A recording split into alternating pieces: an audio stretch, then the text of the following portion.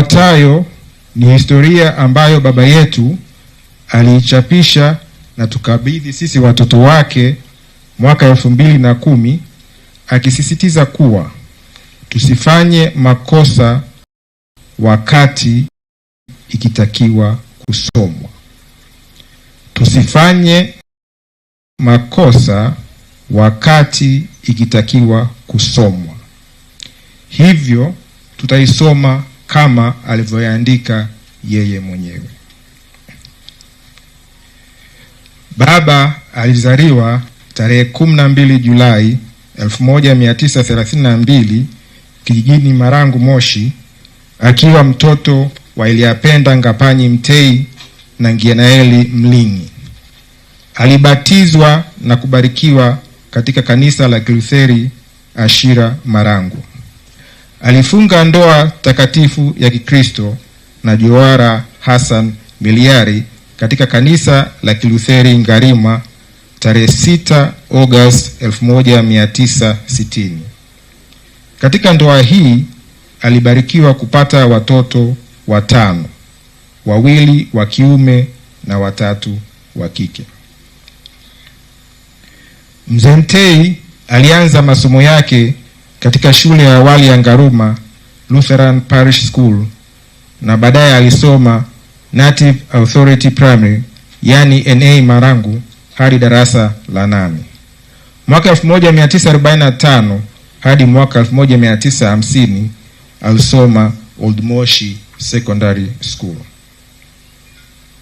Tokea mwaka 1950 hadi 1952 alisoma Tabora High School. Kuanzia mwaka 1953 alisoma Makerere University College ambayo ilikuwa ni tawi la University of London na kuhitimu Bachelors of Arts BA mwaka 1957.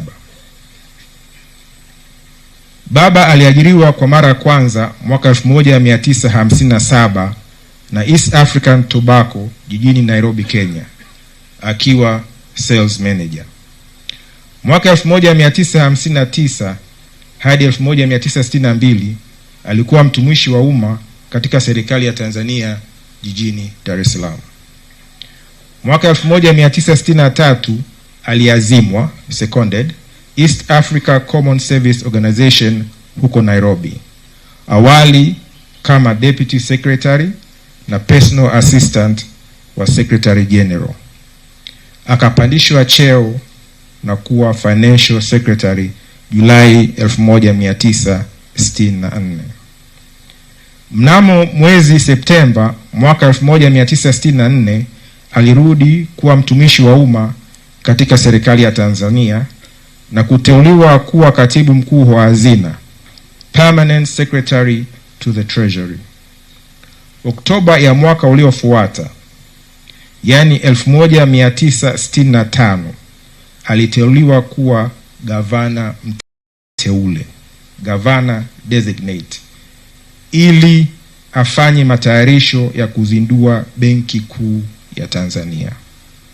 Mwaka 1966 aliteuliwa rasmi kuwa gavana wa kwanza wa Benki Kuu ya Tanzania.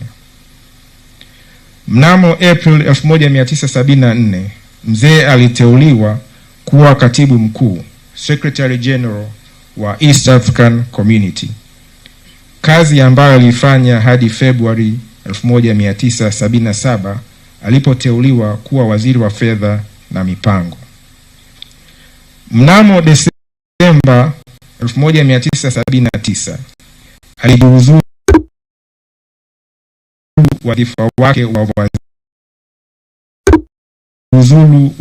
wake wa waziri kwa sababu ya kutofautiana na rais, hususan masuala ya sera za uchumi. Mwezi uliofuata yani Januari 1980 alinunua shamba hili Ogaden Estate na kuwa mkulima wa kahawa.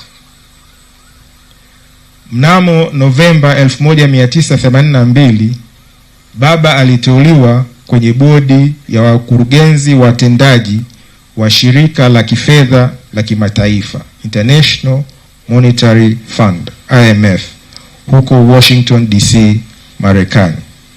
Alifanya kazi kwenye shirika hilo kwa kipindi cha miaka 4 hadi alipomaliza mkataba wake Novemba 1986. Alirudi Tanzania, akaendelea kuwa mkulima wa kahawa na pia alihusika kwenye nyanja mbalimbali kama ifuatavyo. Mwenyekiti wa Tanganyika Coffee Growers Association TCGA kwa zaidi ya miaka 15 kuanzia 1981. Mwenyekiti mwanzilishi wa Tanzania Coffee Research Institute TACRI kuanzia mwaka 2001 hadi 2008. Mkurugenzi wa Tanzania Coffee Board TCB na mkurugenzi wa Tanzania Coffee Curing Company TCCCO Limited. Mwaka 1992 Mzee Mtei alishiriki kukiasisi Chama cha Demokrasia na Maendeleo Chadema na kukiongoza kama mwenyekiti wa taifa wa kwanza hadi August 1998.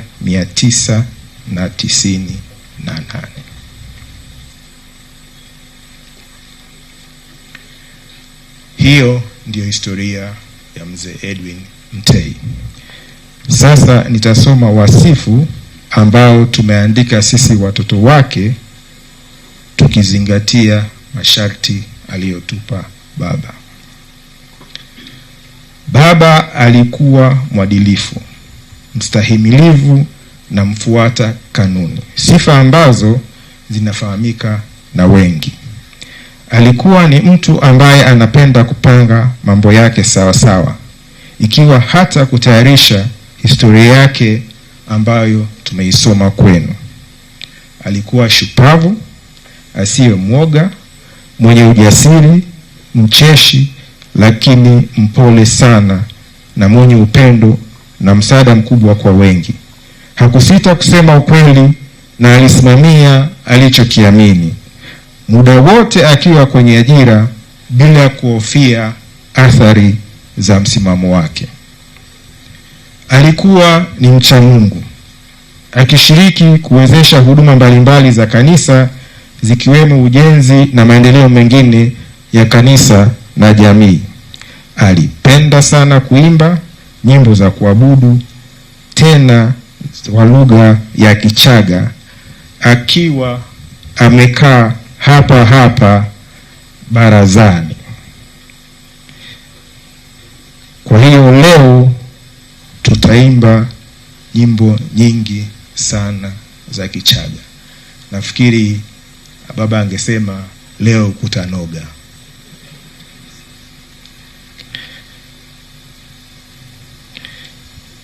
Hata hivyo, baba hakuogopa kushauri na kurekebisha alipoona uchaji wa kanisa unayumba.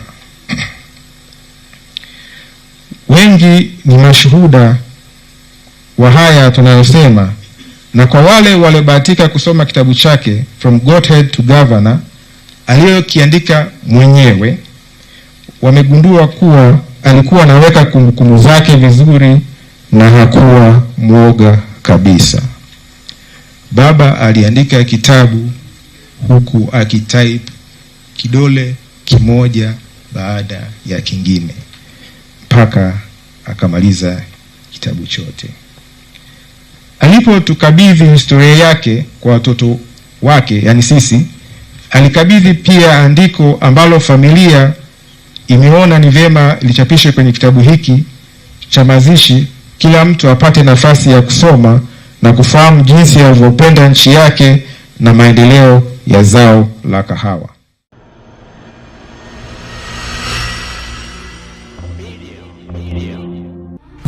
Usisahau kusubscribe, kulike na kucomment. HBTV.